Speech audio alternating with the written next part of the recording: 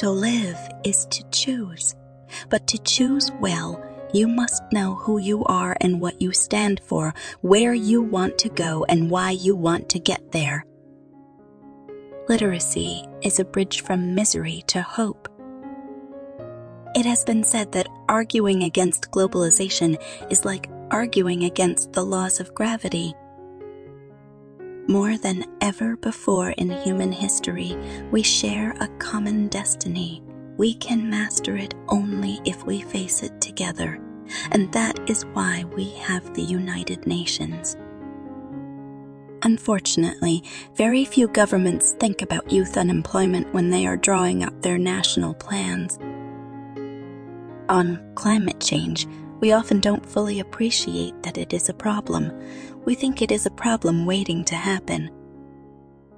We have the means and the capacity to deal with our problems if only we can find the political will.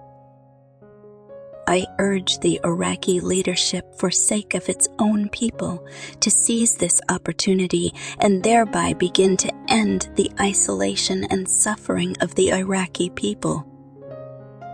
Knowledge is power. Information is liberating. Education is the premise of progress in every society, in every family. The happiness of any society begins with the well-being of the families that live in it. The problem is not with the faith, but with the faithful. The United Nations, whose membership comprises almost all the states in the world, is founded on the principle of the equal worth of every human being.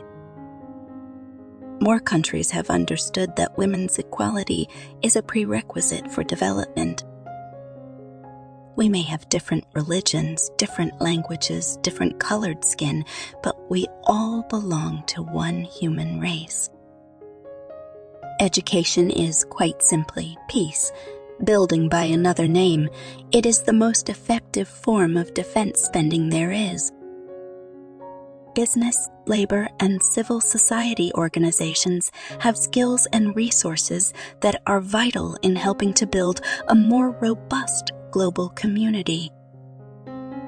Iraq has a new opportunity to comply with all these relevant resolutions of the Security Council. In their greatest hour of need, the world failed the people of Rwanda. In the rush for justice, it is important not to lose sight of principles the country holds dear. The Lord had the wonderful advantage of being able to work alone. If the United Nations does not attempt to chart a course for the world's people in the first decades of the new millennium, who will? We need to keep hope alive and strive to do better. You can do a lot with diplomacy, but with diplomacy backed up by force, you can get a lot more done. If one is going to err, one should err on the side of liberty and freedom. We have to choose between a global market driven only by calculations of short-term profit and one which has a human face. We need to think of the future and the planet we are going to leave to our children and their children. If information and knowledge are central to democracy, they are conditions for development. You are never too young to lead.